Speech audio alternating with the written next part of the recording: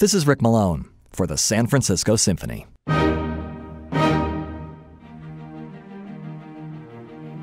Imagine yourself in Vienna in 1805, in a world in which the loudest sound you hear on a daily basis, aside from the occasional cannon fire, is the clip-clop of horses' hooves on cobblestones. You've settled into your seat in the Theater an der Wien to hear Ludwig van Beethoven's newest symphony, his third. Every one of Beethoven's works has surprised its audience in some way. What will it be this time? Right from the beginning, with those two chords crashing louder than any other sound, it's clear that this symphony will be like nothing you have ever heard before.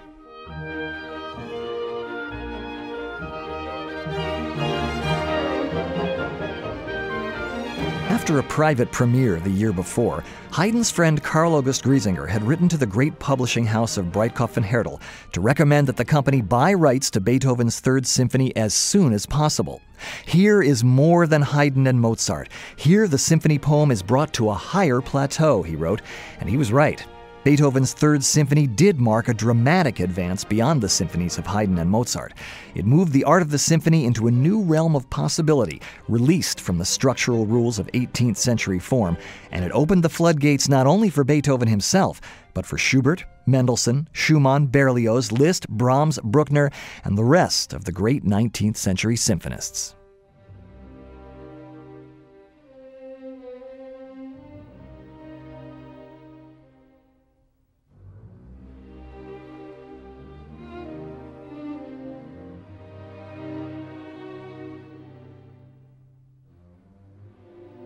As early as 1797, Beethoven had begun thinking about writing some kind of musical tribute to Napoleon.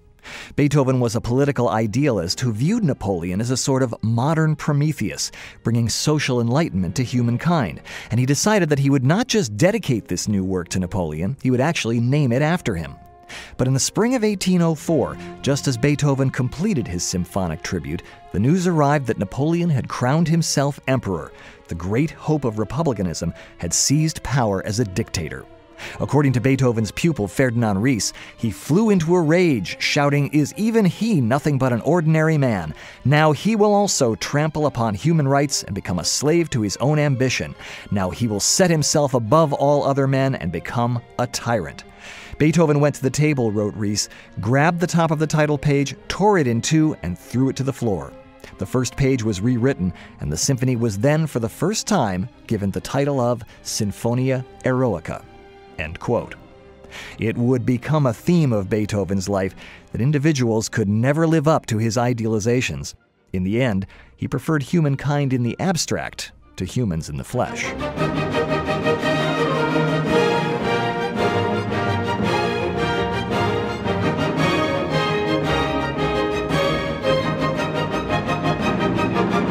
Appropriately enough, this was the piece that began Beethoven's heroic period, in which he experimented not only with melody and form, but with scale and proportion.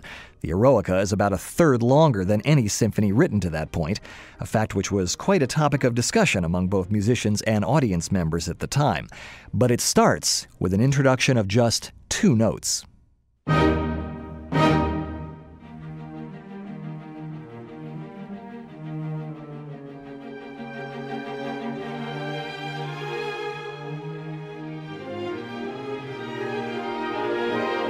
In Beethoven's time, the development section of a symphony was usually shorter than the opening exposition. But Beethoven has so many ideas to explore here, secondary and even tertiary melodies, dissonant chords, syncopated rhythms, that it's the development that takes up the bulk of the opening movement.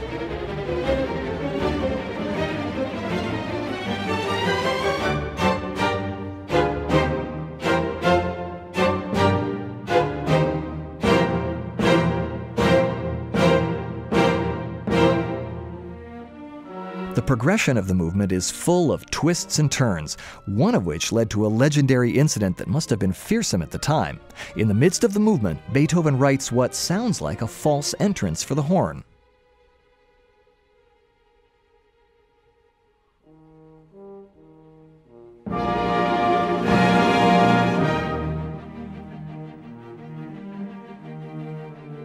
but it's really a signal for what comes next. Ferdinand Ries wrote, "The first rehearsal of the symphony was terrible, but the hornist did in fact come in on cue. I was standing next to Beethoven and, believing that he had made a wrong entrance, I said, 'That damned hornist, can't he count? It sounds frightfully wrong.' I believe I was in danger of getting my ears boxed. Beethoven did not forgive me for a long time." End quote.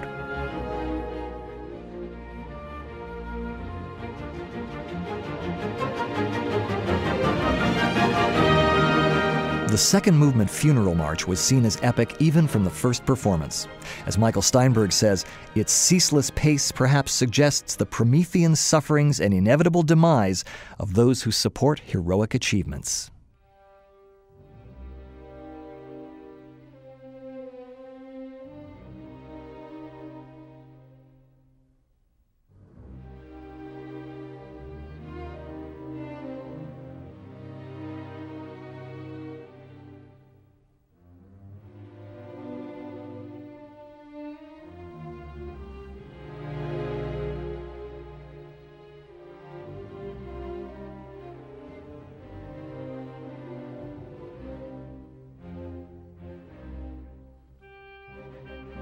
It was played at the funerals of Felix Mendelssohn, Arturo Toscanini, and Franklin D. Roosevelt, among other titans. If there is a direct tie-in to the subject of Napoleon in the symphony, this is probably it. And in fact, when Beethoven heard of Napoleon's death in 1821, he said, "I wrote the music for that sad event 17 years ago."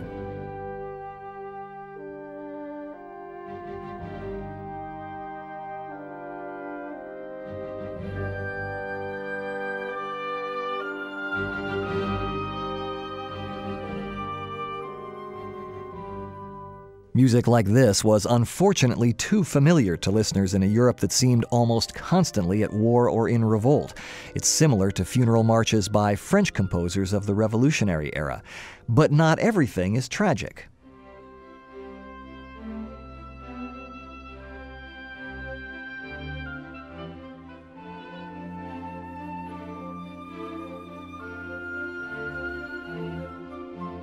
There is an interlude in C major, lyrical at first, then triumphal.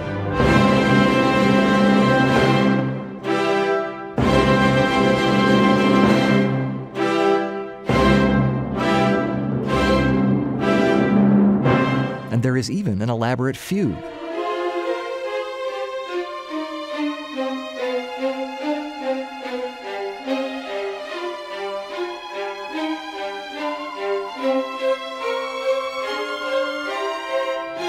As in the first movement, Beethoven uses his themes as more than just melodies.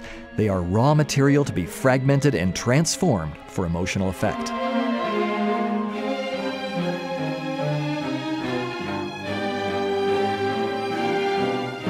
The funereal atmosphere is completely dispersed with the beginning of the scherzo.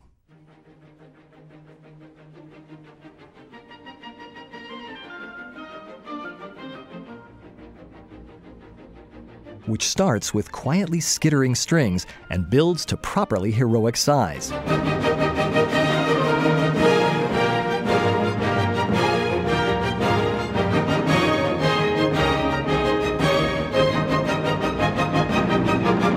Most symphonies of the time used only 2 horns, but when they enter here, we know why Beethoven calls for 3.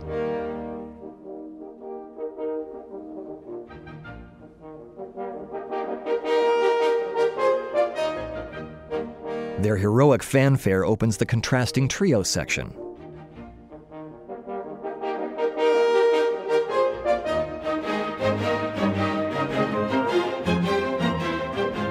Then the scurrying returns, leading to a quick and quirky coda.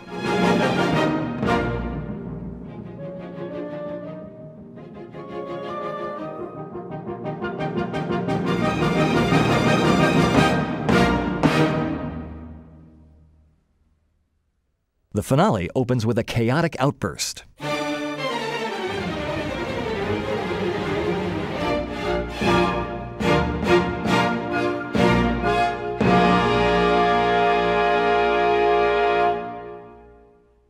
It pauses for breath and then introduces a theme that Beethoven first used, appropriately enough, in his ballet The Creatures of Prometheus 4 years earlier.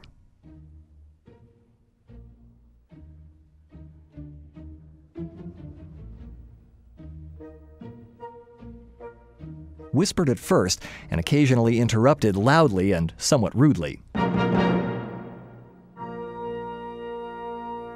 The theme divides itself in two, treble and bass, and Beethoven gives voice only to the bass line at first.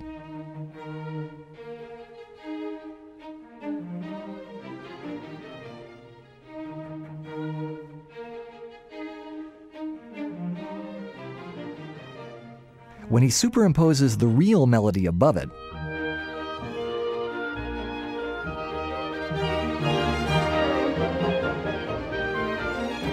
we get the unusual sensation of hearing a theme growing organically as we listen, from its individual elements into its fully formed state. The theme goes through 12 variations that make up a virtual textbook of late classical early romantic style, from fugue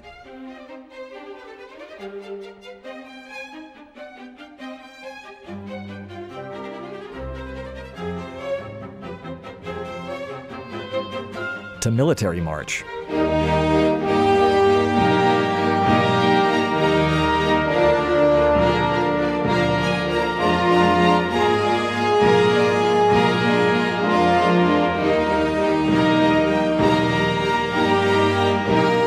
A symphonic finale in Beethoven's time was usually a throwaway, light and breezy.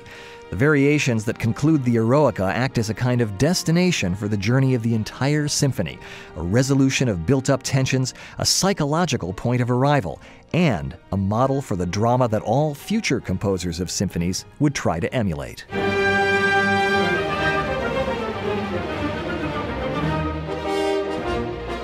Vienna was divided at first about the Eroica. Some saw it for the revolution that it was, others thought it was just Beethoven trying too hard to be shocking and innovative. 150 years later, Leonard Bernstein called the first two movements perhaps the greatest two movements in all of symphonic music. And now we know it as the piece that began the Romantic era and set the stage for all symphonies to come. And to think, Breitkopf and Härtel, the publisher, decided to pass on Beethoven's new symphony.